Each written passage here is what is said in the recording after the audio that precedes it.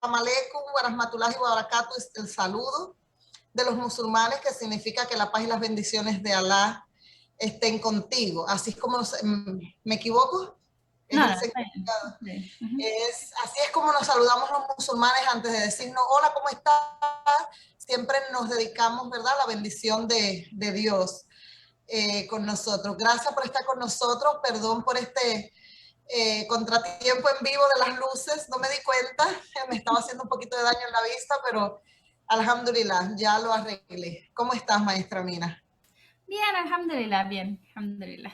Todo el tiempo yo me corrijo, ¿verdad? Porque, bueno, como nos ven muchas personas que son nuevos musulmanes y también que no son musulmanes, siempre me gusta explicar cada vez que tiramos una palabrita ahí en árabe, me gusta explicar porque, bueno, no, quisiera que las personas entendieran, ¿verdad? Ya, desgraciadamente, bueno, afortunadamente es la costumbre, desgraciadamente para algunas personas que no nos entienden, afortunadamente para nosotros tenemos ya la costumbre de mezclar muchas palabras en árabe, pero bueno, alhamdulillah quiere decir gracias a Allah, inshallah, si Dios lo permite, y cosas así. Pero bueno, siempre nos pueden hacer las preguntas, mira, no entendí tal palabra, Dios mediante si no entienden algo.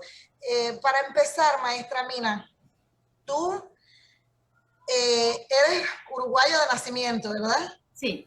Ujú. ¿Hasta cuánto tiempo, hasta qué edad viviste en Uruguay? No quiero sacar cuenta de cuántos años tienes, así, dame un estimado si quieres. No, no me molesta, no me molesta. Los años son bendiciones, alhamdulillah. Salí a los 3 años del Uruguay Oh, bien y chiquita. sí, y nos fuimos a vivir a Venezuela, a Caracas, y vivimos en Caracas como 6 años. Y después nos fuimos a vivir a República Dominicana, donde viví ya hasta que me casé y vine después para Estados Unidos. Todo ese tiempo tú vivías con tus padres, ellos eran los que Sí, se mudaban así. Estás entonces como el Sheikh Mohammed Aiza, el imán Mohammed Isa, perdón, él es de Medellín, Colombia, está en Anguila, en una isla del Caribe, me estaba diciendo que vive en Venezuela y digo, pues ya está, el imán internacional. Entonces tú estás igual, la maestra internacional, alhamdulillah. ¿Cómo es te... mejor porque nos facilita entender a veces los acentos de diferentes países, las diferentes palabras que las personas hablan. Y por ejemplo, yo cuando doy clases de Corán, yo le puedo decir a una persona, eso se pronuncia, por ejemplo, como pronuncian en México tal palabra o como pronuncian en Argentina tal palabra. Entonces, eso facilita un poco también Oh, transmitir mira, el mensaje. tú has incluso aprendido las pronunciaciones, mashallah, porque yo tengo amistades de todas partes, yo soy cubana, soy de una ciudad muy pequeñita en Cuba, se llama Las Tunas, pero yo viví 10 años en España y conocí muchísimas personas de otros países, colombianos, dominicanos. Yo digo que soy dominicana adoptiva, ¿verdad? Porque compartí mucho con dominicanos, me gusta mucho ese país, lo visité mucho. Um, y sé el acento de diferentes personas, pero en cambio la pronunciación no puedo, no pudiera yo explicar una pronunciación, por ejemplo, mira qué habilidad que tienes tú, con razón eres maestra, Bueno, claro. yo lo que pasa es que mi padre trabajó en turismo en República Dominicana y una cosa, viajábamos mucho, vivimos en varios países en Latinoamérica, pero también viajamos mucho en Latinoamérica y mi padre trabajaba en turismo en un hotel muy grande en República Dominicana y nosotros siempre estábamos en los hoteles, o sea, nosotros de hecho vivimos en los hoteles por muchos años. Oh, Entonces, esa interacción con personas de diferentes países me ayuda mucho a entender cuando la gente habla ahora diferentes acentos. qué bueno, gracias a Dios. Hermana Mina, ¿cómo te convertiste al Islam? ¿Cómo conociste del Islam? ¿Cómo entraste en este camino? Esta es la pregunta del millón. La pregunta del millón, sí. Subhanallah, yo crecí en una familia católica no practicante. Mis padres crecieron yendo a escuelas de monjas y de curas en Uruguay y no tuvieron buena experiencia. Y cuando nos tuvieron a nosotros no nos forzaron en ninguna religión. Sin embargo, practicábamos culturalmente el bautizo, las comuniones, la Pascua, todo eso de forma muy cultural, no religiosa. Cuando yo tenía como 17 años, entré en un problema de duda existencial, ¿verdad? ¿Cuál es el propósito de la vida? ¿Para qué estamos acá? Estaba pasando por ciertos problemas familiares y entré en un estado de depresión bastante fuerte, donde yo estaba empezando a pensar que cuál era el propósito de estar vivo y si había algún propósito o no y que era tal vez mejor no estar vivo. Y yo me acuerdo que yo rezaba en las noches, a pesar de que no crecí en ninguna religión, pero como siempre cuando llegamos al fondo, ahí es que empezamos a mirar para arriba. Sí, exacto, exacto. ¿Se acuerdan de Dios cuando truenan? Decía en mi país. Sí. Entonces, cuando llegamos al fondo es que empezamos a mirar para arriba y a pedirle a Dios. Entonces, yo estaba en esa situación y yo rezaba en la noche y yo decía, Dios, quien quiera que tú seas, dame paz, lo que sea paz. Pero para mí en ese momento paz era irme a dormir y no despertarme en la mañana, ¿ok? Oh, wow. Porque yo estaba en un momento de mucha depresión. Y subhanallah, poco tiempo después, de una forma muy casual, me llegó el Islam. Por eso yo digo, mi Islam es como una respuesta a mi oración. A tu oración, sí. Porque Y nos ha pasado a muchos. yo pensaba es no despertarse mañana, pero Allah lo vio de otra forma, paz, Islam. La Wow. palabra Islam, de la religión Islam, la palabra Islam proviene de sumisión, paz, paz que obtenemos por sumisión al Creador, ¿verdad? Entonces, para Sí, mí, mi Islam fue producto de mi rezo. de tus súplicas, Mi sí. súplica, sí. ¿Y conociste el Islam allí en República Dominicana? Sí, yo trabajaba desde los 14 años, en ese momento tenía 17 y estaba trabajando en, como decimos, un front desk, como en la entrada de un club atlético. Y había algunos empleados que eran musulmanes, estudiantes de medicina que iban a República Dominicana a estudiar medicina y buscaban trabajos de medio tiempo así en los gimnasios y cosas así.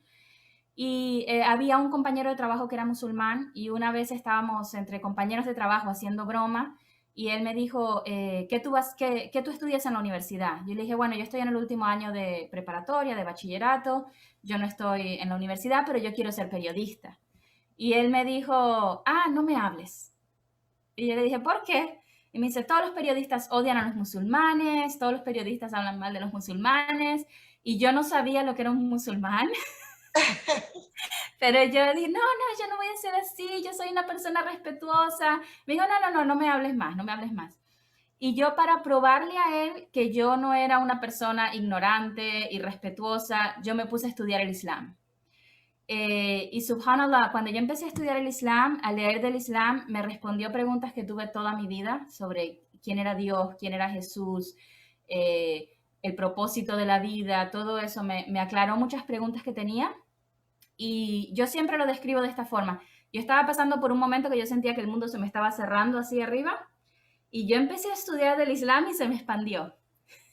Mashallah, Yo mashallah. dije, subhanallah, ¿cuánto del mundo yo no sé todavía? ¿Cuántas cosas que yo no he aprendido todavía? ¿Cómo yo voy a tirar la toalla ya? ¿Cómo yo voy a give up? Sí, ¿verdad? Mashallah. Y eso, Mira, el Islam me sacó de esa situación y yo me metí de fuerte, de lleno, a querer aprender el Islam como loca, todo el tiempo preguntándole a todo el mundo, ¿qué quiere decir esto? ¿Qué quiere decir aquello? mashallah, mashallah. Maestra Mina, ahora te voy a hacer una broma. Este hermano que no te quería hablar porque ibas a ser periodista, ¿no es tu esposo hoy en día? No. No, okay. No, es porque una broma, es porque una de mis maestras de estudios islámicos, cuando ella te cuenta cómo se convirtió al Islam, ella dice, entonces conocí una amiga de Siria que me empezó a explicar el Islam y, y ella dice, y yo quería aprender tanto que bueno, me casé con su hermano. Mashallah, esta es la doctora Anse Tamara Gray, ¿tú sabes? Okay, okay. Sí, entonces digo, bueno, entonces la maestra Mina, de querer demostrar al hermano, se casó con él, pero no, este no fue el caso, que No, fue diferente y de hecho yo tenía tantas preguntas y él, esa persona, ese compañero de trabajo no conocía mucho sobre el Islam. Y yo me acuerdo que una vez yo le dije, ay, pero ustedes creen en Jesús también. Y él me dijo, nosotros creemos en Jesús. O sea, tan poco sabía él de su religión que ni siquiera sabía que los musulmanes creían en Jesús. Y entonces cuando él vio que yo tenía tanto... Llévalo, papi. Esto es lo de envío, ¿verdad? Cuando él vio que yo tenía tantas preguntas y que él no tenía el conocimiento, entonces él me guió donde una muchacha, una señora de la mezquita, una señora libanesa que iba a la mezquita allá, y esa señora me enseñó el Islam. Y yo iba todos los sábados a su casa a aprender el Islam, Pero yo duré 9 meses leyendo todo lo que podía sobre Islam y cuando yo empecé a ir a la casa de esa señora ya yo no tenía preguntas, ya yo sabía que quería ser musulmana. Mashallah, Y yo me mashallah. acuerdo que iba a su casa y todos los sábados me pasaba el día entero en su casa, no abría la boca, no decía nada. Yo nada más la estaba mirando a ella, cómo ella se comportaba con las personas que venían a la casa, cómo se comportaba con sus hijos, cuando ella iba a rezar, qué hacía, cuando su esposo entraba, qué hacía. Yo nada más la estaba observando a ella. Y después de un mes, me acuerdo, yo estaba sentada en la sala y ella estaba en la cocina justo enfrente de mí. Ella estaba cocinando y sin mirarme, cortando así algo, y me dice, ¿y qué es lo que pasa? Tú tienes un mes viniendo a mi casa, yo pensé que tú querías saber del Islam, pero tú no me has preguntado nada. Y yo le digo, bueno, yo no tengo ninguna pregunta ya. Y me dice, bueno, ¿y entonces qué? Sigue cortando así ella, ¿y entonces qué? ¿Quieres ser musulmana? ¿No quieres ser musulmana? Y yo le digo, sí, yo quiero ser musulmana. Ella tiró todo en la mesa, corrió de la cocina a la sala con el dedo levantado y me dijo, Di ashhadu an la ilaha illallah. Y ahí mismo ya te convertiste, mashallah. Sí. Mira qué bonita historia. Hermana Mina, tú eres maestra. Nosotras nos conocimos hace menos de un año, porque fue en diciembre. Participamos en una conferencia junta que organizó la hermana Vilma Santos, nuestra querida, que la queremos mucho. Entonces ahí yo te conocí y me sorprendió porque no sabía que había maestras. Tú enseñas Corán, tú Sí. incluso tú estás graduada de academias, me recuerdo, del Instituto Al-Qurtubía en España. Yo quería, antes de hacerte las preguntas que te quiero hacer, que me cuentes cómo, en qué es lo que estás certificada tú y qué te dio por hacerte maestra y enseñar. ¿Qué fue lo que te motivó a eso? Ok. Lo que me motivó fue precisamente hacerme musulmana en República Dominicana.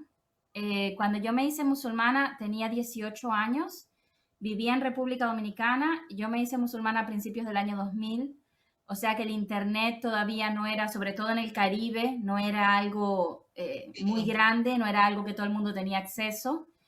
Y yo me hice musulmana y cuando empecé a ir a la mezquita, en ese momento era una musalla, era un apartamento alquilado, después eventualmente compraron el espacio para la mezquita, pero en ese momento la comunidad era muy pequeña y la mayoría de la comunidad eran estudiantes de medicina que viajaban a República Dominicana desde Estados Unidos y Canadá. Eso pasa Entonces, en Cuba. Van sí. muchos estudiantes musulmanes a Cuba también de medicina, sí. Entonces los jutbas, o sea, los sermones de los viernes en la mezquita, las clases que se daban, todos los libros, incluso los Coranes que teníamos en la mezquita, todo era en inglés. Entonces, yo estudié a lo largo de mi vida porque, como te digo, mi padre estaba en turismo, entonces nosotros siempre estuvimos involucrados en turismo, viajando mucho, él siempre nos incitó a aprender idiomas y siempre teníamos tutores de inglés, de francés en la casa. Entonces yo estudié idiomas creciendo y yo tuve la facilidad de poder leer esos libros. Pero yo me di cuenta que cuando yo estaba en reuniones y yo hablaba con otras hermanas que tenían muchos años más que yo siendo musulmanas, y yo les decía, eso no es así porque hay un hadith del profeta que dice tal cosa. Y ellas me decían, ¿y dónde tú leíste eso? Y yo, en los libros de hadith de la mezquita. Y el Mashallah. problema era que ellas no hablaban inglés y yo sí. Y no tenían Entonces, acceso a la información. entonces lo que yo comencé a hacer era que yo tomé un libro, yo lo traducía a lo largo de la semana en mi computadora del año 90, de verdad, la computadora Las grandota. grandísimas, aquellas que tenían, sí, sí. Bueno, tú tuviste, yo en Cuba nunca tuve una computadora. Sí, yo traducía cada capítulo de ese libro al español, lo imprimía y me lo llevaba los domingos a la mezquita y lo leía, porque yo no sabía, yo estaba traduciendo y leyendo literalmente ese capítulo en español para un grupo de mujeres, para que ellas aprendieran el Islam. Y también teníamos una profesora de Corán que nos enseñaba a leer Corán y a los niños, pero ella no hablaba español. Ella era de Zimbabue y hablaba solamente el idioma que hablaban en su país e inglés. Entonces ella me pidió que yo traduciera sus clases. Entonces yo iba siempre con ella cuando ella tenía clases. De hecho, íbamos a veces a las afueras de la ciudad, a una pequeña comunidad que había en Los Llanos, cerca de San Pedro de Macorís, y nos íbamos allá y abajo de un árbol de una mata de mangos teníamos una mesa con unas sillitas y ahí enseñábamos Corán. Entonces ella lo decía en inglés y yo traducía en español. Y cuando los estudiantes hacían algún error, yo traducía del estudiante a la profesora, de la profesora al estudiante. Y eventualmente cuando la profesora se fue después de unos años del país, ella me dijo, no pares las clases, te dejo encargada, tú sigues a cargo de las clases. Entonces yo me quedé a cargo de esas clases, pero yo misma tenía errores en la pronunciación, yo misma no conocía mucho sobre el Islam y a veces me llegaban preguntas y yo respondía por lo que yo creía, no por lo que yo sabía. Y bueno, eventualmente me casé, me mudé para Estados Unidos y cuando llegué a Estados Unidos vi que había tanto acceso a aprender y cuando uno tiene la intención de que uno quiere aprender para enseñar la religión de Allah subhanahu wa ta'ala, Allah subhanahu wa ta'ala te pone a la gente adecuada en tu camino. Es ¿Okay? verdad, sí. O sea, uno tiene que hacer la intención, poner un poquito de esfuerzo y Allah subhanahu wa ta'ala te abre todas las puertas. Entonces, comencé a estudiar acá con una organización que se llama Al Maghreb Institute. Empecé a estudiar con ellos, tomé varias clases, me volví loca. Yo quería más, siempre esas clases las daban y al final de la clase siempre el sheikh se quedaba a responder preguntas. Yo siempre estaba en la fila haciendo preguntas y tomando notas. Y yo quería siempre más, siempre más, siempre más, hasta que llegué a investigar que había una universidad online que se llamaba Islamic Online University y comencé a estudiar con ellos y, subhanallah, estoy haciendo una licenciatura en estudios islámicos que termino ahora en agosto. Estoy trabajando con la tesis ahora y me voy a graduar Esta es la del hermano Bilal Phillips. Bilal Phillips. Ok, Sí. okay. He escuchado de esta universidad. Sí. Entonces, ahora me gradúo en agosto, estoy trabajando en tesis nada más ahora. En agosto, inshallah, me gradúo con la licenciatura de estudios islámicos. A lo largo de eso, me enteré que en mi ciudad estaban ofreciendo una certificación para profesoras de Corán. Yo dije, Bismillah, vamos. Le están ofreciendo algo. Sí.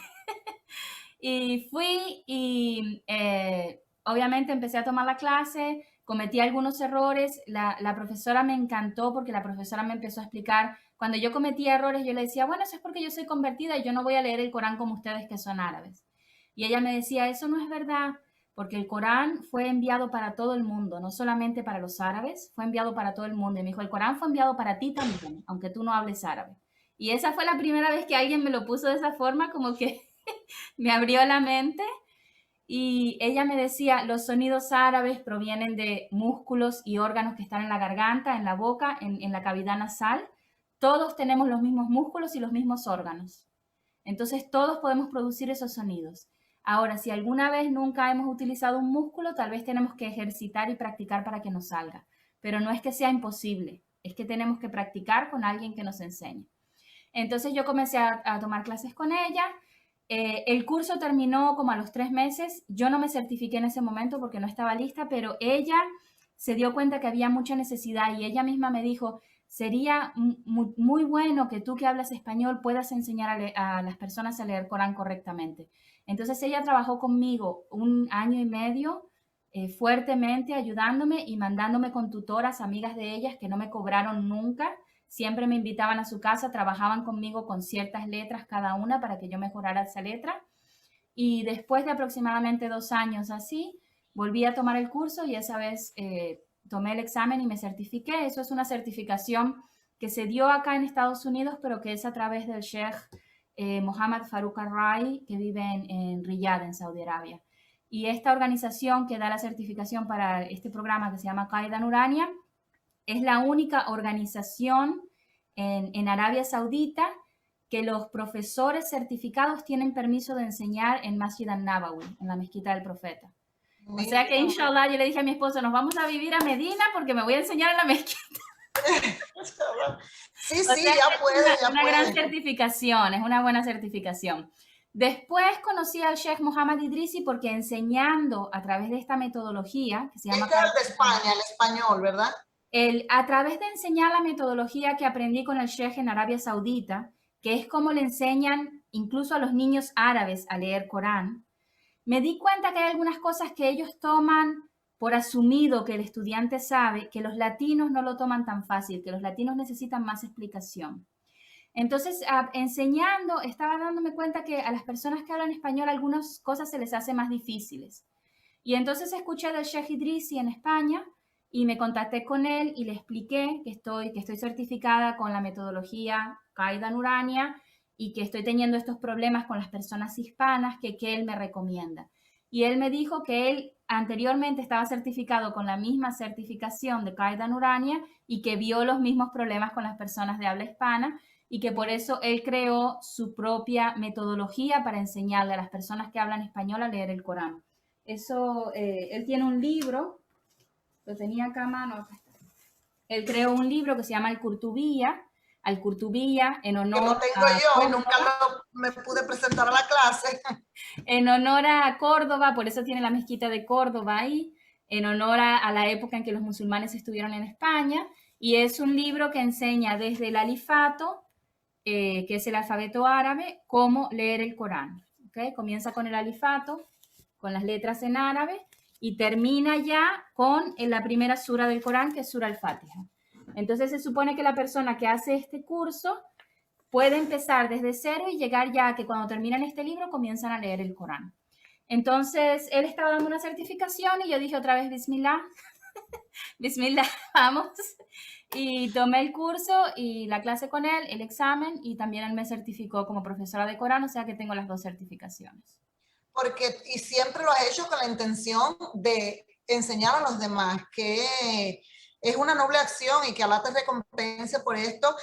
Normalmente, y lo he hecho intencional, no suelo extenderme tanto en las presentaciones de los maestros, pero quise preguntarte un poco más, hermana Mina, porque me gusta, quiero que las hermanas escuchen, ¿verdad? Tu historia, las hermanas musulmanas, quiero que escuchen tu historia, quiero que sepan que tú eres maestra, hablas español, eres maestra de Corán, que estás accesible, gracias a Allah, das tus clases en Facebook y estas cosas. Ahora, antes de que termine el programa, nos recuerdas otra vez dónde se puede acceder a ti, porque también sé que tienes videos en YouTube y todo eso, lo vamos a dejar para los 5 minutos del final, okay, para que las hermanas aprendan que hay una fuente, ¿verdad? Donde podemos aprender a leer el Corán con la hermana Amina. Y es lo que tú dices, cuando uno tiene la intención, pues Alá le abre las puertas a uno indiscutiblemente, de manera que uno ni se le espera. Entonces, gracias por esa explicación tan bonita, hermana Amina, y que Alá te siga recompensando y que nos pueda seguir enseñando por generaciones. Amina, el tema que escogimos hoy es la mujer en el Islam. Entonces, yo estaba pensando, ¿verdad? Antes de que pasara nuestra conferencia, estaba pensando, ¿cómo introduzco este tema? Y el imán Mohamed Isa, de Medellín, Colombia, pues me mandó un mensaje y, mashallah, esa fue la respuesta a mis dudas, porque él no sabía que yo estoy... ¿verdad? Pasando trabajo como para buscar una introducción del por qué queremos hablar de este tema. El imán Mohamed Isa y el imán Lebron, Wesley Lebron, de puertorriqueño, ellos supervisan este programa porque queremos hacer un trabajo limpio, bonito, educado y llegar a las personas con la información correcta. No decir lo que creamos porque, bueno, sabemos que eso trae mucha confusión. Entonces, ellos, gracias a Allah, me ayudan en esto, me supervisan. Yo le comento los temas que vamos a hablar porque, bueno, obviamente los imanes ya son líderes que han estudiado y están súper preparados y no como yo, ¿verdad? Entonces, tengo la ayuda de ellos, gracias a Allah. Entonces el imán Mohamed Isa, sin saber que yo estoy debatiéndome en cómo encontrar una introducción, me manda este mensaje que dice, es una realidad histórica que la mujer siempre ha sido explotada, es desvalorizada entre familias, culturas, políticas, religiones, etcétera. Pero ¿cuál es el estatus de la mujer de acuerdo al Islam? Y yo me quedo, mira, es como quiero empezar la introducción. Hermana Mina, cuando yo me convertí al Islam, yo... estaba un poquito, me quedé sorprendida un poco, ¿verdad? De las preguntas que me hacía la gente e incluso, bueno, como yo siempre fui una persona muy respetuosa a las religiones, a las condiciones sexuales de las personas, tú sabes, no soy una persona que me molesta ver un homosexual, no soy una persona que me molesta ver un religioso, no soy una persona que, tú sabes, me llevo con todo el mundo. Yo pensé que todo el mundo era como yo. Entonces, yo estaba bastante equivocada. Y me empezaron a hacer una pregunta, sobre todo los hispanos, me empezaban a hacer una pregunta que a mí hasta a veces me deprimían un poco, ¿verdad? Porque yo decía, Dios mío, pero ¿cómo se puede tener el coraje de preguntarle a una persona que prácticamente ni conoces? O a veces sí, es tu familia, pero de la manera que te preguntan, ¿me entiendes? La gente tiene una idea súper, súper equivocada del Islam. No los culpo también porque la media, o sea, lo que es la televisión, sobre todo aquí en los Estados Unidos, le lava mucho el cerebro a las personas con que somos terroristas, con que esto, ¿verdad? No, en cierta parte no los culpo, en cierta parte sí, porque a veces yo llegaba a sitios, incluso me pasó hoy mismo, hoy precisamente, yo llegué a un sitio cubano a pedir un desayuno y la mujer estaba muy en el teléfono, ¿verdad? Y ella me mira y me atendió hasta un poco mal, entonces yo quería una porción más pequeña y me dice, no, no tengo, esto es lo que hay. So, yo sentí esa, no me pasa mucho, la verdad, pero sentí esta como, tú sabes, como esta sequedad en el trato que ella me dio. Pero lo que ella no sabe es que el sitio es cubano, pero los dueños son unos árabes que yo conozco y ellos compraron ese local y yo tengo el teléfono celular del dueño, o sea, entonces ella me trató de una manera, cuando yo llegué a la caja, yo le digo a la muchacha, mira, yo siempre he venido aquí a comprar, esta señora no lo sabe, soy clienta de aquí, y yo sé que ustedes tienen más porciones pequeñas. Y entonces ella me dice, sí, tú quieres una porción más pequeña, se lo dice a la otra y la otra dice, no, no hay porciones más pequeñas. Y yo la miro y yo le digo, mira, yo si quiero puedo llamar al dueño ahora mismo, porque eso es una falta de respeto de ella, pero no lo voy a hacer porque me imagino que ella necesita el trabajo, el dueño se llama fulano. Y las dos se quedaron así, la de la caja me pedía muchas disculpas, ¿tú me entiendes? Entonces, cuando yo digo que los culpo en cierta parte es porque ella simplemente vio una persona con un velo y como que, ay, tú sabes, like, como, ella me miraba como que yo estaba perdida ahí. Y yo soy cliente del sitio por mucho tiempo, entonces yo a veces digo que uno no puede jugar a las personas por lo que uno ve o por lo que uno piense. Entonces, como me pasaban mucho estas preguntas incómodas y estos tratos un poco incómodos, eh, me he puesto en la situación también, siempre me he puesto mucho a investigar, a estudiar el Islam, porque me he dado la tarea, gracias a Allah, de que me gusta explicarle a la gente sobre todo estos malos entendidos. Señores, no es así, no es lo que ustedes piensan. Entonces, según tus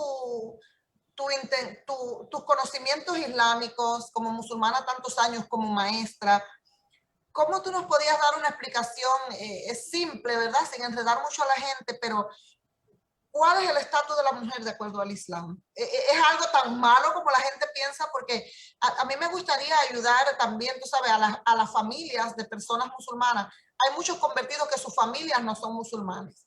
Y si nos ven, yo quisiera que ellos pues escucharan, ¿verdad?, nuestra charla y que para que eso quizás evite un poco tú sabes, esta mala relación a veces que se crea en las familias cuando alguien se convierte al Islam.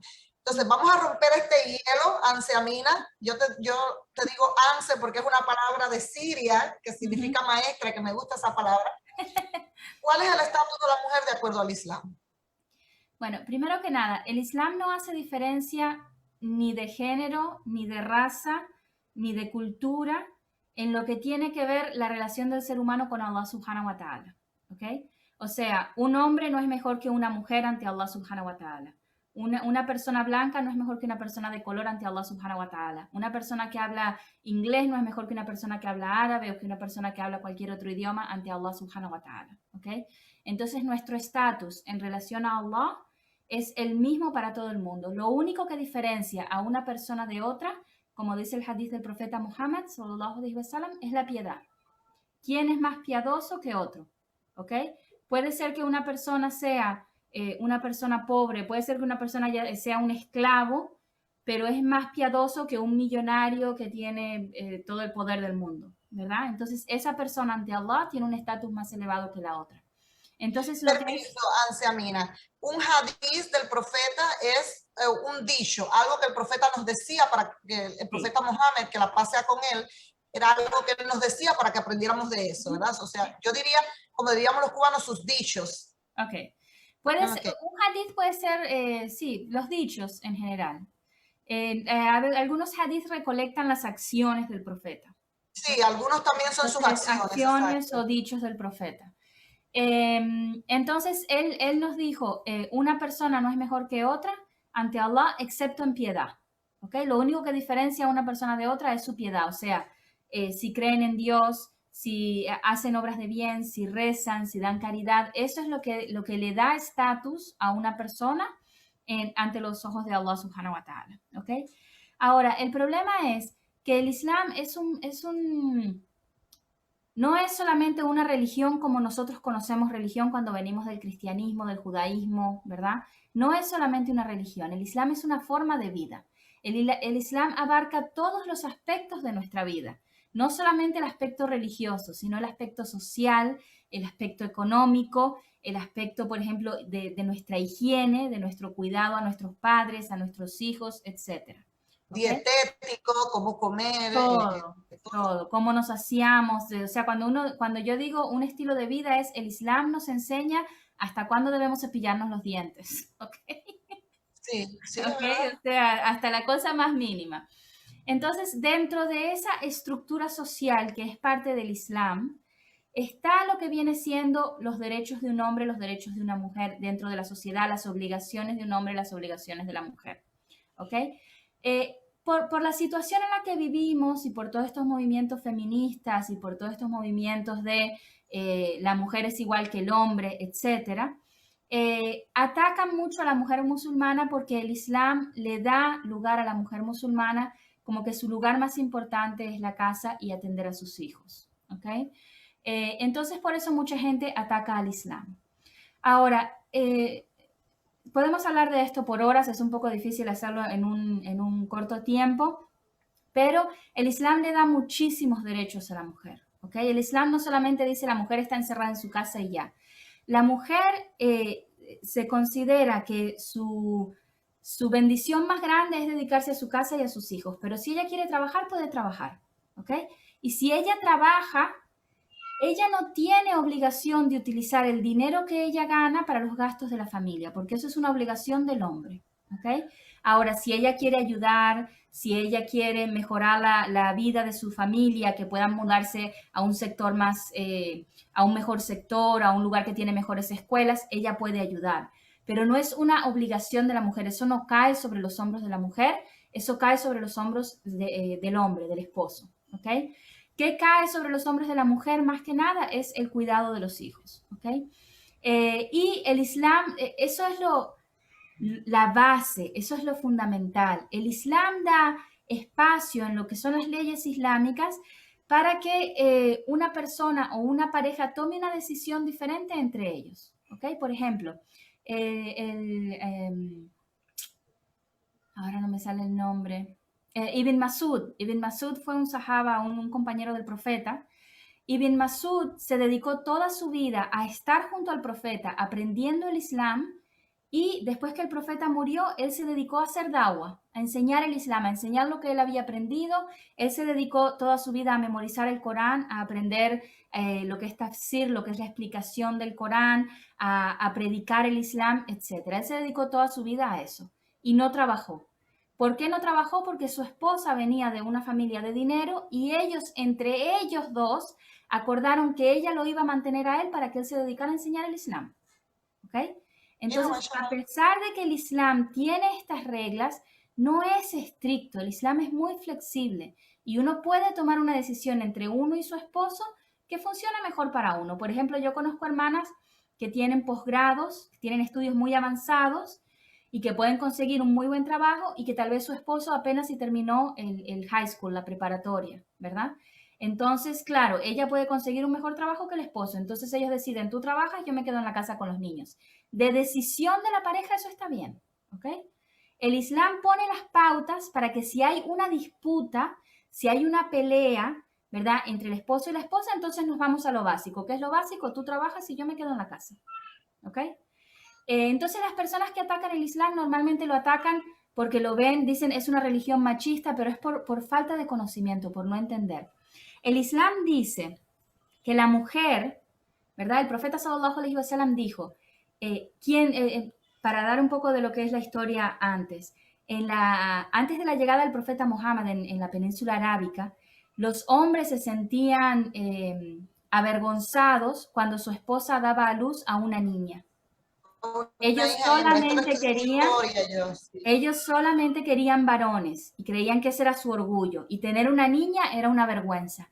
Y en la época preislámica, en la península arábica, solían tomar a las bebés recién nacidas y enterrarlas vivas. ¿Ok? A las niñas, sí. Y el Corán, que es el libro religioso de nosotros los musulmanes, dice que en el día del juicio esas niñas van a cuestionar a los padres: ¿por qué me mataste? ¿Por qué pecado me mataste? ¿Ok? Entonces,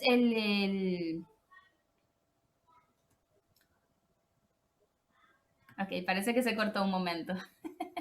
Sí, puso algo del internet, pero ya estamos de vuelta. Ok. Entonces, la cultura preislámica era asesinar a las niñas recién nacidas, hacer lo que es feminicidio, ¿verdad? Y el profeta vino a decir que eso era prohibido en el Islam. Y no solamente eso, sino que él dijo una vez, que está reportado en uno de sus dichos, que él dijo: ¿quién de ustedes, refiriéndose a los hombres de la comunidad, quién de ustedes críe a una hija hasta la adultez y ella sea una mujer de bien, entrará al paraíso? ¿Ok? Y un hombre, él dijo: ¿quién de ustedes críe a 3 niñas, ¿verdad?, hasta la adultez y ellas sean mujeres de bien, ese hombre entrará al paraíso? Y un hombre levanta la mano y dice: profeta, permiso, yo tengo 2, ¿qué pasa si tengo 2? Y el profeta le dice: si tienes 2 y las crías bien y son mujeres de bien, tú entrarás al paraíso. Y otro dice: profeta, permiso, yo tengo 1. Y el profeta dice: hasta por 1. Si la crías bien y es una mujer de bien, tú entrarás al paraíso. Entonces, decimos que las hijas le facilitan la entrada al paraíso a los padres, ¿ok? De hecho, cuando nosotros, yo tengo 3 niñas y un varón. Cuando nació mi tercera hija, mi esposo dijo: ya, esa es nuestra entrada al paraíso. Ya tenemos a las 3. Sí, alhamdulillah. ¿Verdad? Entonces, mira cómo le cambió la mentalidad al hombre musulmán, de venir de esa cultura preislámica de que no querían tener niñas, a decir: tener una niña es la entrada al paraíso para mí. ¿Ok? Entonces, las hijas le permiten la entrada al paraíso a sus padres. Después, como esposa, la mujer representa la mitad de la religión de su esposo, por un dicho del profeta sallallahu alaihi wasallam, que dijo que casarse con una mujer es la mitad de la religión de un hombre. O sea que nosotros completamos la religión del hombre. ¿Ok? Y como madre, dice que el paraíso está a los pies de la madre. En el Islam se dice: el paraíso está a los pies de tu madre. Y un hombre vino donde el profeta sallallahu alaihi wasallam y le dijo: ¿quién tiene derecho a recibir mi compañía y como mis mejores acciones, ¿verdad? Mi bondad, mi buen trato. Y el profeta sallallahu alaihi wasallam le dijo: tu madre. Y el hombre le dijo: ok, ¿quién después? Y el profeta le dijo: tu madre. Y el hombre le dijo: ok, ¿quién después? Tu madre. 3 veces el profeta le dijo: tu madre, tu madre, tu madre. Y después el hombre le dijo: ok, ¿quién después? Y el profeta le dijo: tu padre. ¿Ok? Dando ese énfasis a que el mejor trato, todo lo mejor para la madre primero. ¿Ok? No diciendo que el padre no se lo merece, sino dándole ese estatus tan importante a la madre en el Islam. Y cuando decimos que el paraíso está a los pies de la madre, ¿qué quiere decir eso? Que darle el buen trato a nuestras madres, ser buenos hacia nuestras madres, servir a nuestras madres, ¿verdad? Es algo que nos puede facilitar la entrada al paraíso. Y cuando hablamos de esto, no estamos refiriéndonos solamente a nuestras madres si son musulmanas o no, ¿ok? Aún si nuestra madre no es musulmana, ellas merecen ese trato que el Islam le da a la madre, ¿ok? Y aún por ese trato podemos conseguir nosotros nuestra entrada al paraíso. Mashallah. Y mira, Samira, yo no sé si tú te recuerdas, pero yo no viví la generación de mis abuelas, pero yo sé que esa generación, cuando las mujeres, y no estoy hablando de mujeres musulmanas, porque yo soy de Cuba y en Cuba no se sabía nada del Islam. De hecho, el Islam es algo muy nuevo todavía en Cuba. Aunque hay musulmanes desde el año 80 y pico, me recién enteré, pero eran muy poquitos y como así muy esporádico, y la gente no es muy conocedora del Islam. Ahora es que está un poco más conociéndose. Entonces, de estas mujeres que estoy hablando no eran mujeres musulmanas, pero cuando las mujeres adoptaban este rol de estar en la casa, cuidar de sus hijos, de su casa. Vimos que hubo unas generaciones más productivas y más decentes y más y mejores para la sociedad. Hoy en día, ¿qué pasa? Parece que es una vergüenza para la mujer quedarse en su casa cuidando a sus hijos. Es como si fuera ya en estas sociedades que vivimos hoy en día, y no voy a decir aquí en esto, tú y yo vivimos en Estados Unidos, pero eso es ya por todas partes, por Latinoamérica, por el Caribe, por donde quiera. Si tú le hablas a una mujer de ser ama de casa, cuidar sus hijos, es como si le estuvieras hablando de una vergüenza, ¿verdad? Y yo que he tenido que dedicarme todo el tiempo a ser madre en casa, incluso yo tengo como dices tú, yo tengo una profesión, yo soy maestra, tengo un bachelor degree, o sea, una licenciatura en educación, pero por ciertas condiciones que tiene mi niño y esto, yo me he tenido que dedicar mucho a la crianza de mis hijos, y para mí es un orgullo, porque yo siento que si yo no lo hubiera hecho, mi hijo, tú sabes, hubiera pasado mucho trabajo, porque ¿quién lo va a entender como lo entiendo yo? ¿Quién va a estar pendiente de él como estoy pendiente yo? ¿Quién va a entender sus necesidades como lo hago yo? ¿Qué pasa? Que hoy en día, desgraciadamente, las madres muchas veces ni conocen a sus hijos, los ven por la mañana, los recogen por las tardes, y yo digo, nos estamos perdiendo una bendición en realidad. A mí no me avergüenza para nada, pero se le ha metido esto, lo que es ¿verdad? La televisión, estos grupos de liberación y todas esas cosas, le han metido mucho en la cabeza a las mujeres que estar en su casa es algo malo. Y es como tú dices, en el Islam no es que sea obligatorio. Yo he tenido mis tiempos que he trabajado, ¿verdad? Pero es acuerdo que llegamos mi esposo y yo, no es que es algo que diga, no, la mujer tiene que estar trancada en la casa y ya. No, entonces el estatus de nosotras en el Islam es como, es un estatus muy bonito, tenemos esa libertad que, ¿verdad? Que podamos hacer lo que es musulmana. A veces también quisieran estar en la casa, pero es esta presión de la sociedad que tienes que ser madre, profesional, esposa y tener, tú sabes, todo esto, porque si no, no estás completa. Y eso está creando muchas depresiones en las mujeres, muchas ansiedades. Y yo veo esto más radical en realidad, no tener la verdad, la libertad de decir, ok, bueno, ahora me lo puedo permitir, podemos pagar los gastos, no, quiero descansar por un tiempo, necesito hacer esto en casa. Creo que esto es más flexible que el ponerte solamente en la cabeza, no, tienes que trabajar en la calle, tienes que ser profesional, tienes que tener hijos, sí, unos hijos que te lo está criando la escuela. Entonces, ¿verdad? Esto era lo que...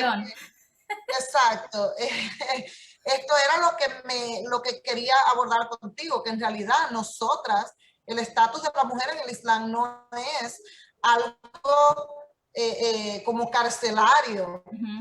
Entonces, hermana Nina, nos saca la responsabilidad de tener que mantener a la familia y se la pone al hombre, para que la mujer tenga la libertad de, ok, ¿puedo trabajar o no puedo trabajar? Tal vez puedo trabajar 3 horas en un día y el resto del día me dedico a mis hijos, o no puedo trabajar para nada, o quiero trabajar. O sea, nos da esa flexibilidad el Islam y nos saca el peso de arriba de estar pensando, tengo que ayudar con los gastos, ¿verdad? Dos cosas. Primero, cuando vemos que cuando una mujer trabaja, cuando tenemos una pareja que el hombre y la mujer trabaja de 8 de la mañana a 5 de la tarde, a las 5 de la tarde cuando llegan a la casa, ¿qué sucede? El hombre se sienta a descansar o a hablar con los amigos o a ir a jugar algún deporte. La mujer se pone a limpiar, a preparar cena, a hacer tarea con los niños. Eso es una presión muy grande en la mujer. Y cuando las mujeres empezaron a decir, no, es demasiado, no podemos, entonces la sociedad nos empezó a vender el que somos súper mujeres, ¿verdad? Sí. Súper mujeres, la madre que trabaja y mantiene a sus hijos y hace tarea y cocina y la ves en los comerciales de la televisión tirando los sándwiches y todo y corriendo. Nos están vendiendo que tenemos que ser súper mujeres todas, ¿verdad? No tenemos que ser súper mujeres. El Islam dice no, que lo principal son los niños. Si tú quieres trabajar, tú puedes trabajar. Si tú quieres hacer otra cosa, tú puedes hacer otra cosa, pero vamos a enfocarnos primero en esto. Y tenemos un dicho en español, no sé si ustedes lo usan en Cuba, que dice, el que mucho abarca, poco aprieta, Sí, sí, lo tenemos. Yo creo que lo heredamos de los españoles. El que trata de agarrar mucha cosa, se le termina cayendo todo, porque no puede apretarlo con fuerza. El que mucho abarca, poco aprieta.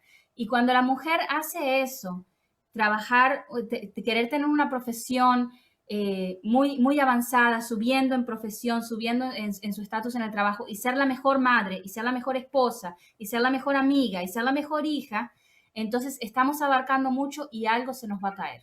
Algo va a terminar saliéndose de nuestro alcance de mantener. Entonces terminamos o teniendo hijos que no están siendo atendidos, que sufren de depresión, que sufren de bullying y no nos damos cuenta, adolescentes que están dejando el Islam, o terminamos afectando nuestra misma relación de matrimonio, porque no tengo tiempo para dedicarle a mi esposo, porque estoy con el trabajo y con los hijos, y mi esposo que se encargue de lo que él se tenga que encargar.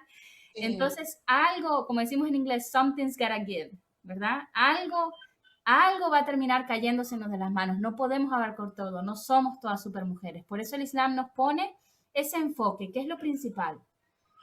La relación, ¿verdad?, del matrimonio, los niños.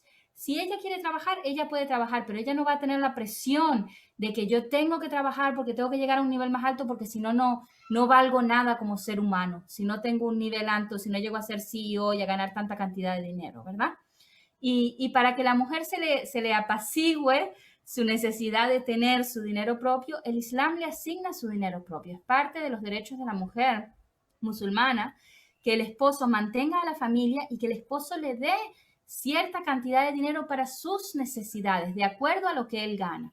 O sea que si es un hombre que gana mucho dinero, no le va a dar unas moneditas a la esposa. Tiene que ser en base a lo que él gana, ¿verdad?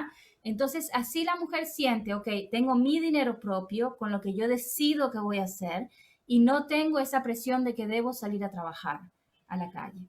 Y si hay necesidad, el Islam siempre es flexible con eso, como en el caso de Ibn Masud. En el caso de Ibn Masud, la mujer era una mujer de dinero, él se quería dedicar a enseñar y aprender el Islam y ellos acordaron de decisión propia que ella lo mantenía y él salía a estudiar el Islam. O sea que el Islam es flexible en ese aspecto. Yo espero que si hay algún hermano no lo vaya a confundir y piense que es obligatorio, ahora van a llegar a la casa, no, lo siento, la mujer tiene que trabajar y yo me dedico a aprender el Islam. Pero mira. No, pero es la flexibilidad del Islam, que el Islam nos da las pautas básicas, pero hay mucha flexibilidad en el Islam para que la pareja tome sus decisiones propias, lo que les sirve a ellos. Exacto. Que les funciona a ellos, de decisión propia, no de decisión unilateral. ¿Ok? No es el esposo solamente diciendo tienes que trabajar, como hemos visto hermanas que les ha pasado, donde el esposo las fuerza a que ellas tienen que trabajar y a mantener a la familia porque tienen mejores esposos.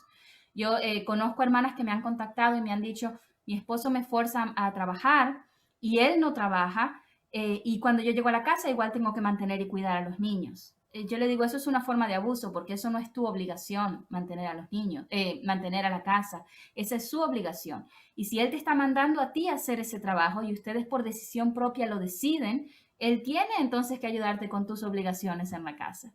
Porque no es, ¿verdad? Y esto lo vemos en las hermanas a veces, y bueno que tú lo explicas del punto islámico, pero desgraciadamente lo vemos en la sociedad mucho también. Yo me quedo sorprendida, como hay hombres hoy en día mantenidos por las mujeres, que no es que sea una vergüenza ni nada, pero cómo lo escogen ya por decisión propia. No, hombres saludables, fuertes, tú sabes, y la mujer trabajando y ellos en la casa, y lo que tú dices, cuando llega la mujer tiene que seguir trabajando. Esto pasa, yo creo que en todos los lados, pero bueno, que nosotros tenemos el punto islámico que dice, no, esto no es así, ¿verdad? Qué bueno, gracias por esa explicación, hermana Mina. Yo creo, para terminar, quería tocar este punto, que como se nos ven con el paño, las mujeres musulmanas nos tildan mucho como de mujeres oprimidas. Mi esposo un día se reía porque yo le dije, es que hoy en día parece que la libertad está relacionada con la desnudez. Entre más desnudo anda, pues más libre eres. Entonces yo le dije, me gusta mucho la reflexión que hizo una vez una hermana musulmana, que ella le preguntaron que si no se sentía primitiva con toda esta vestimenta. Ella dijo que no, porque el hombre primitivo andaba desnudo, y cuando su intelecto evolucionó, el hombre primitivo se vistió. La ropa siempre ha sido sinónimo de evolución, ¿verdad? Entonces, yo le digo a mi esposo, me Y gusta, este fue un hermano en una universidad, no me acuerdo. cuando los europeos Y yo le llegaron digo a a mi América, esposo, parece que estoy perdón, no te pude escuchar, sigue, sigue. digo que cuando los europeos llegaron a América, ellos dijeron que los nativos eran Déjame salvajes la porque niña. estaban desnudos, ¿verdad? Oh, exacto, Los nativos sí. son salvajes porque están desnudos. Y entonces ahora se cambiaron los Se papeles, invirtieron ¿verdad? los papeles, exacto. Y yo no quiero, a ver cómo te digo, no me quiero poner en un punto juzgativo de estar juzgando a nadie, porque yo tengo amigas que no son musulmanas, yo no era musulmana hasta ayer mismo, como quien dice.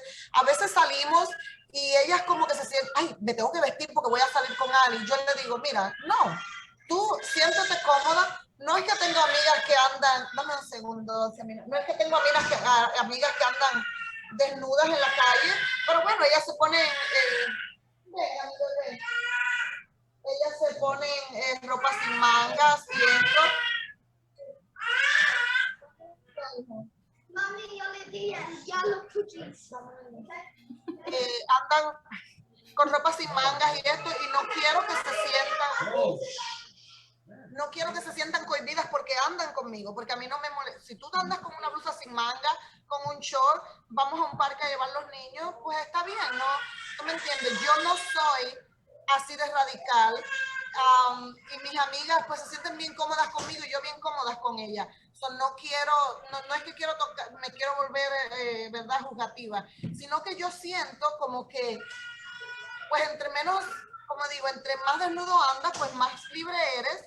Y entonces a mí no me molesta, pero entonces yo siento que a las personas sí les molesta el que nosotros nos queramos tapar. Bueno, si tú tienes la libertad de destaparte, yo tengo la libertad de taparme. Y yo veo que yo no te juzgo, yo personalmente, yo no juzgo la libertad de ellos, pero ellos sí juzgan mi libertad todo el tiempo. Entonces Sí. se creen que por la manera que nos vestimos somos oprimidas, y a mí me hacen muchas preguntas siempre sobre el paño, ¿verdad? Me gustaría terminar con este tema, hermana Mina. Yo sé que es algo que llevaría mucho tiempo explicarlo en profundidad, pero yo lo único que quiero que tú me expliques es este malentendido que hay con el paño de la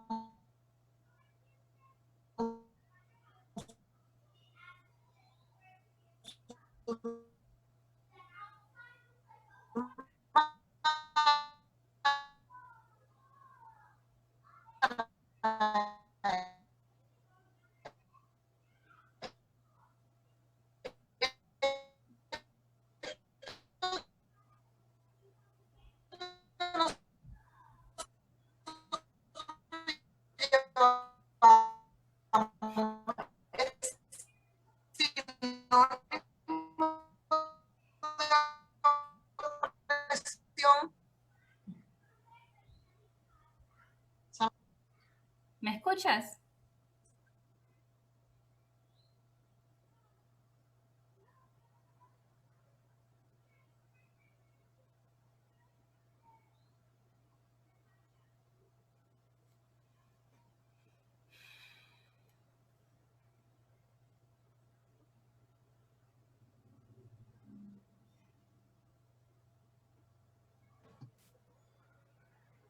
Salam alaikum, ¿me escuchas?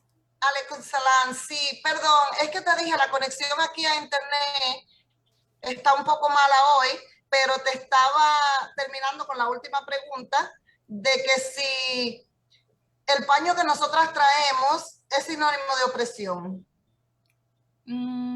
Para nosotras no. Para responderlo de una forma corta, para nosotras no. ¿Me puedes escuchar?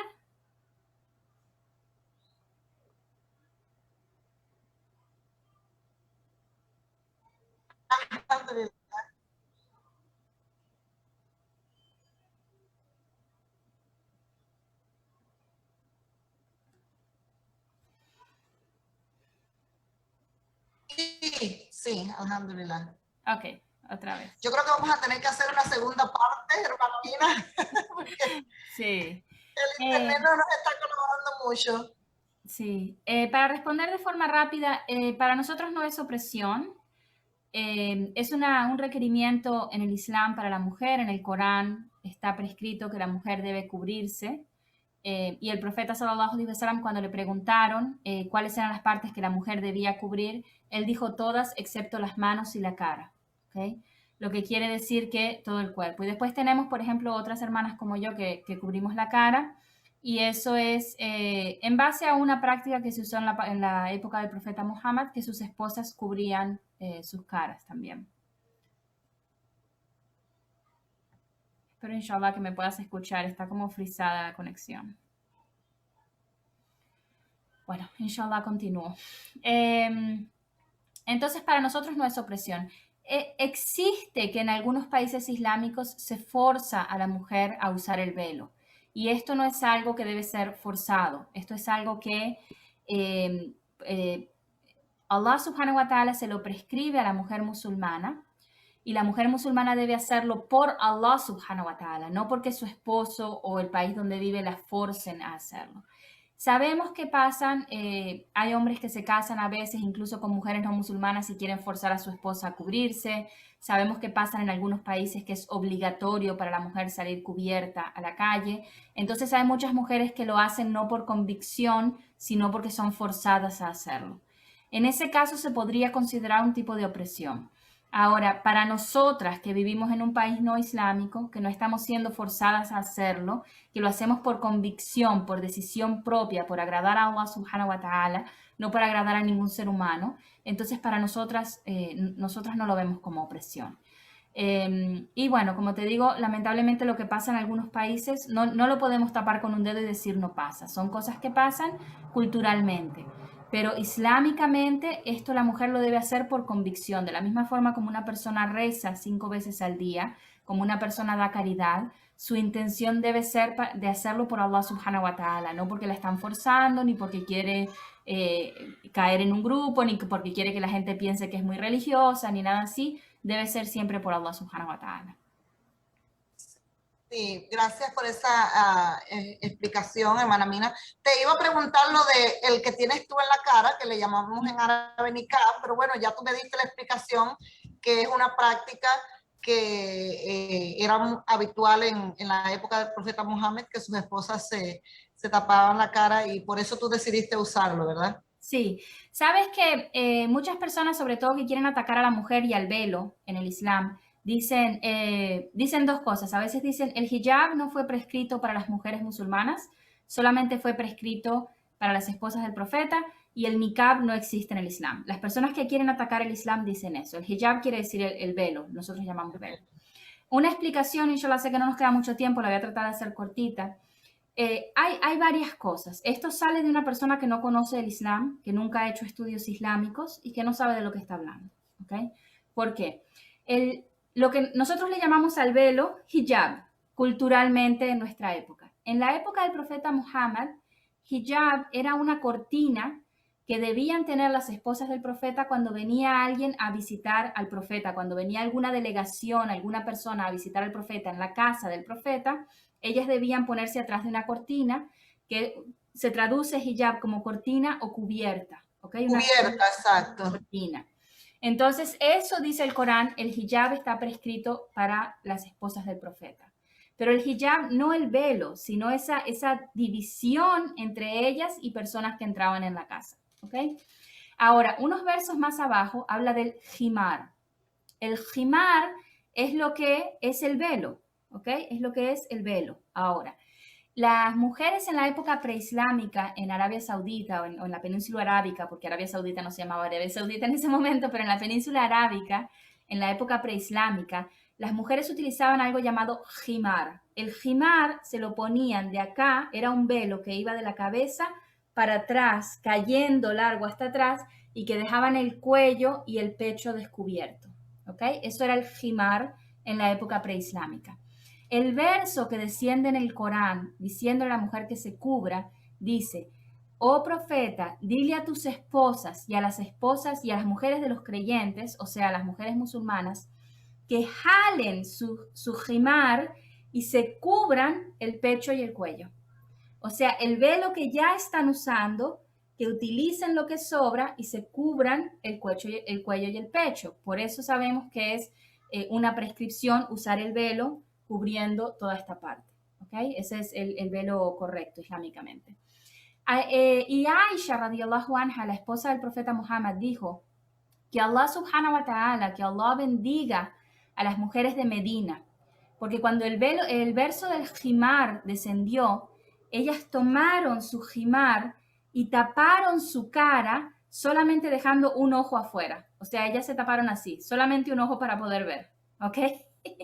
Y las esposas del profeta también cubrieron su cara, y hay muchos hadith, sobre todo en Hajj, donde ellas dicen que estaban sentadas junto con el profeta, sin usar el niqab, y cuando veían que un hombre se acercaba, levantaban su niqab para cubrir su cara. O sea que sabemos que era costumbre de las mujeres en la época del profeta cubrir su cara, y el profeta nunca se los negó. Ahora, el profeta, cuando le fue preguntado cuáles son las partes que la mujer puede dejar al descubierto cuando reza o cuando está enfrente de un hombre que no es de su familia, él dijo las manos y la cara. Y la cara. Por tanto, yo soy de la opinión, aunque hay otras personas que siguen de la opinión que el niqab es obligatorio, yo soy de la opinión que el niqab no es obligatorio. Pero si una mujer lo quiere hacer por Allah subhanahu wa ta'ala, no por otra razón, para acercarse más a Allah, entonces ella lo puede hacer, y era la práctica de nuestras madres, de las madres de los creyentes, de las esposas del profeta y de las mujeres en la época del profeta. Ok, lo que no es obligatorio es taparse la cara como tú lo tienes, fue una decisión voluntaria. Lo que es para nosotros obligatorio como religión es el velo, el que traigo yo. Sí. Bueno, es el velo y cubrirme, solamente dejarme mi cara y mis manos fuera. Pero es como tú dices, es una obligación religiosa, como es una obligación religiosa rezar o ayunar, pero uno no debe sentirse forzado a hacerlo, sino que por nuestra voluntad hacia Allah. Pues muchas gracias, y hermana todos Mina. estamos a niveles diferentes en nuestra fe, ¿ok? O sea, hay personas que en vez de hacer 5 rezos están haciendo un rezo y se están aguantando ese rezo y quieren mejorar, pero apenas están haciendo un rezo. Entonces, no vamos y decimos, ya tú no eres musulmán porque rezas una vez al día, ¿verdad? Exacto, exacto. Sino lo mismo con una hermana que tal vez es musulmana y no está lista para usar el velo. No decimos, ay, tú eres mala musulmana. Que Allah subhanahu wa ta'ala se lo facilite, eso es algo entre la persona y Allah subhanahu wa ta'ala. Nosotros podemos enseñar, pero no podemos obligar a nadie a hacer las cosas. Exacto. Muchas gracias por esa explicación. Y bueno, y para las personas no musulmanas que nos estarían viendo, dejarlos a ellos con la idea de que no es una opresión, es algo religioso para nosotros, pero no es que deberían obligarnos, que es lo que tú dices, que culturalmente pasa en algunos lugares que no debe ser, pero bueno, pasa de todo en muchos lugares que no deben ser, y por alguna razón solamente nos fijamos cuando pasan los países musulmanes. Pero muchas gracias, hermana Mina. Yo tengo una hermana mexicana, bueno, una hermana musulmana mexicana, ella es muy cómica, y dice que cuando su familia la empezó a atacar por el velo, ella le dijo, ay, pero yo pensaba que a ustedes les iba a gustar, si ahora me parezco más a la Virgen de Guadalupe. Y todo, entonces, se quedaron como que no le podían responder. A mí me pasó una vez caminando en República Dominicana, en Santo Domingo, en la calle, y un niño va agarrado de la mano de su mamá y le dice, mami, mira, la Virgen María, la Virgen María. Y la mamá lo tira para el lado y le dice, no la veas, y le tapa los ojos. Y yo digo, ¿cómo le enseña eso y después lo lleva a la iglesia a mostrarle las estatuas de la Virgen María toda cubierta? Exacto, o sea, qué diferencia de opinión, ¿verdad?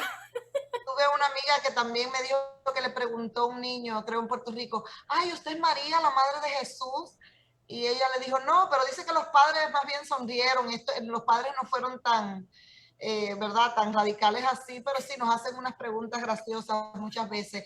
Para terminar, hermana Mina, muchas gracias por tu tiempo, perdón por las conexiones del internet, perdón por las interrupciones de mis niños, esto es lo que pasa cuando somos mamás tiempo completo. No pasa nada. Mi esposo está despedido porque él está despedido ya de su trabajo porque era tarea de él cuidar a los niños, pero tú sabes, el improvisar, a veces se le escapan y él está por atrás, ¿verdad? Muchas gracias por tu tiempo, por tu paciencia. Si te quieres despedir de nosotros diciéndonos los programas que tú tienes en el YouTube o en el Facebook para que las hermanas sepan de que tú podemos tener acceso a la educación a través de ti. Pues me gustaría que te despidieras así, si nos quieres contar tus programas educativos, cuáles son, inshallah. Okay. Normalmente tengo clases de Corán para mujeres solamente. Estoy cortando un poco la cantidad de clases que estoy ofreciendo este verano porque, como les dije, estoy trabajando en la tesis y la tesis está llevándose la mayor parte de mi tiempo. Así que no estoy ofreciendo muchas clases de Corán actualmente, pero tengo, por ejemplo, los halaqah, que es como un sermón, como una clase que damos una vez a la semana para mujeres del Islam.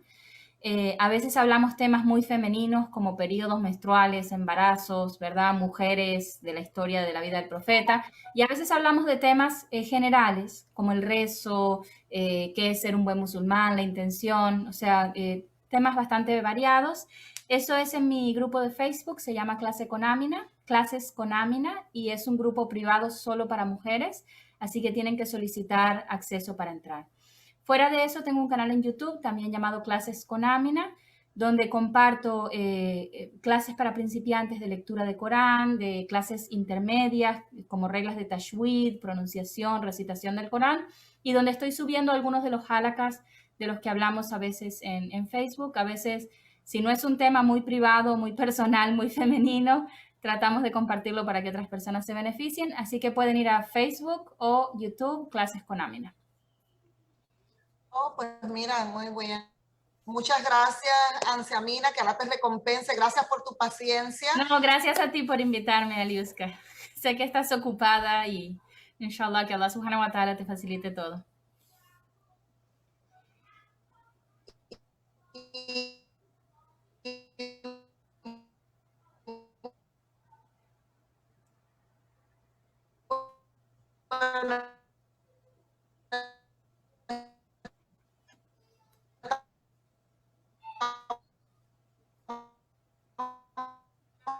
En contacto, tú sabes que tengo tu teléfono, no te vas a deshacer de mí así muy fácil. Sí, sí, no hay problema.